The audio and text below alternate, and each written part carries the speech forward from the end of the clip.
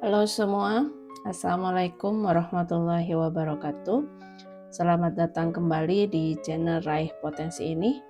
Terima kasih sudah bergabung dengan kita hari ini. Jika ini pertama kalinya kalian menonton, jangan lupa untuk like, subscribe, dan nyalakan loncengnya agar kalian tetap update dan dengan konten-konten terbaru dari channel ini. Hari ini kita akan membahas topik yang sangat menarik, yaitu kepercayaan diri.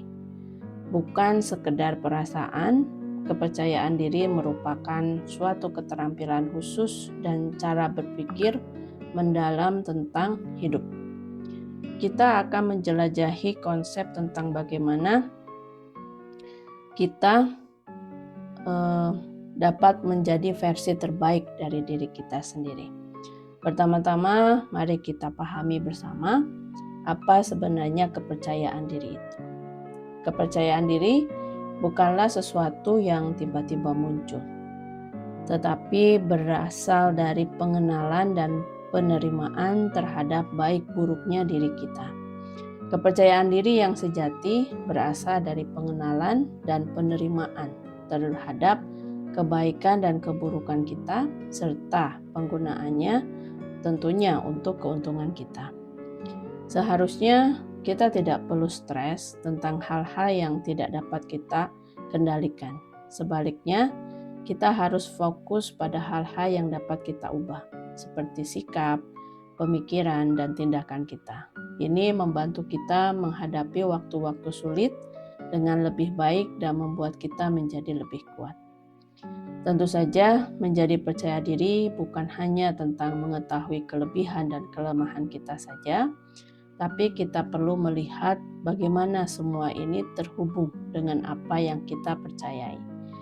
Hal ini membawa kita pada konsep penting bahwasanya hidup sesuai dengan aturan yang kita pilih, bukan sesuai dengan harapan orang lain terhadap kita.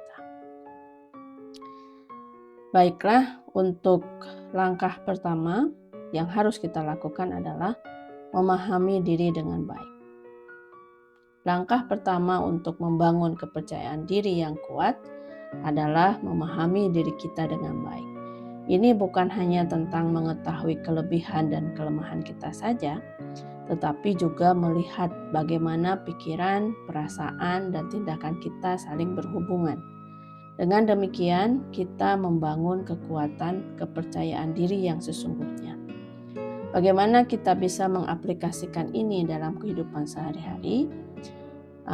Pertimbangkan reaksi pertama kita ketika menghadapi situasi sulit. Tanyakan pada diri kita, apakah kita hanya bereaksi cepat atau bertindak berdasarkan apa yang sebenarnya kita yakini. Kepercayaan diri tumbuh dari pilihan sehari-hari di mana kita bertindak, bukan karena takut atau ingin memamerkan diri, tetapi karena kita mengenal diri kita dan bersikap jujur setiap hari. Saat kita belajar lebih banyak tentang diri kita tidak hanya menjadi lebih baik dalam memahami siapa kita, tetapi juga menjadi lebih baik dalam berinteraksi dengan orang lain dan melihat dunia dengan cara yang baru. Selanjutnya, langkah yang kedua, menerima sesuatu yang tidak bisa kita ubah. Langkah selanjutnya dalam membangun kepercayaan diri ini adalah memahami apa yang dapat dan tidak dapat kita ubah. Kuncinya adalah pada fokus pada apa yang dapat kita kendalikan. Karena yang benar-benar penting bukanlah apa yang terjadi pada kita sebenarnya, melainkan bagaimana kita meresponnya. Begitu pentingnya untuk menerima hal-hal yang tidak dapat kita ubah ini, kita mempunyai lebih banyak energi dan fokus untuk mengubah hal-hal yang dapat kita ubah saja. Dengan menerima batasan ini, kita membangun kekuatan batin melalui penerimaan.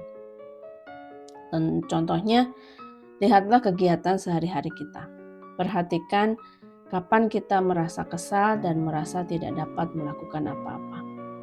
Tanyakan pada diri kita sendiri, apakah kita mencoba mengontrol atau mengendalikan sesuatu yang di luar kendali kita? Nah, dengan fokus pada hal-hal yang dapat kita ubah, keinginan batin kita menjadi lebih kuat. Dengan demikian, hidup kita menjadi lebih tenang ketika kita menerima hal-hal yang tidak dapat kita kendalikan dan berhenti untuk stres tentang sesuatu yang tidak bisa kita kendalikan ataupun keinginan untuk mengendalikan segalanya.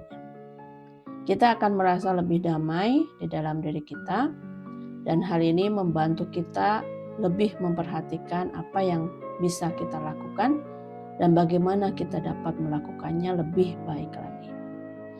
Yang selanjutnya adalah fokus, fokus, dan fokus. Langkah berikutnya dalam membangun kepercayaan diri adalah fokus yang baik. Ini melibatkan kemampuan untuk memperhatikan apa yang benar-benar penting dan mengabaikan yang lainnya. Karena sejauh mana kehidupan itu berjalan dengan baik, sangat tergantung pada apa yang menjadi fokus kita. Langkah selanjutnya, melatih ketahanan mental. Ketahanan mental bukanlah sesuatu yang kita dapatkan sejak lahir, tetapi sesuatu yang kita kembangkan. Nah, ketahanan mental ini bukan hanya tentang bertahan dalam waktu sulit saja, tetapi juga tentang mengubah masalah menjadi peluang untuk menjadi lebih baik. Selanjutnya, menumbuhkan kerendahan hati. Langkah selanjutnya dalam membangun kepercayaan diri adalah menumbuhkan kerendahan hati. Ini adalah salah satu kualitas terbaik yang bisa dimiliki seseorang. Karena jika kita percaya bahwa kita mengetahui segalanya, kita tidak akan bisa belajar hal baru. Kerendahan hati memungkinkan kita untuk belajar, berkembang, dan benar-benar terhubung dengan orang lain. Dan yang terakhir adalah meyakini kepercayaan pribadi kita.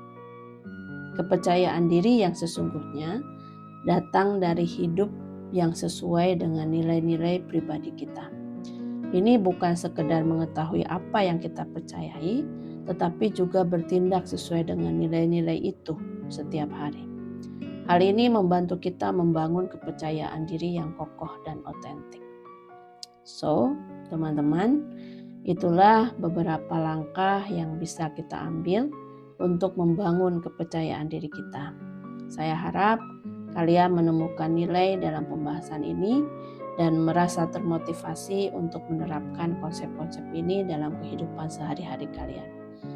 Jangan lupa untuk like video ini jika kalian menemukan nilai di dalamnya, subscribe untuk mendukung channel ini, dan nyalakan loncengnya agar kalian tidak ketinggalan konten-konten menarik berikutnya. Terima kasih banyak sudah menyaksikan dan sampai jumpa di video berikutnya. Wassalamualaikum warahmatullahi wabarakatuh.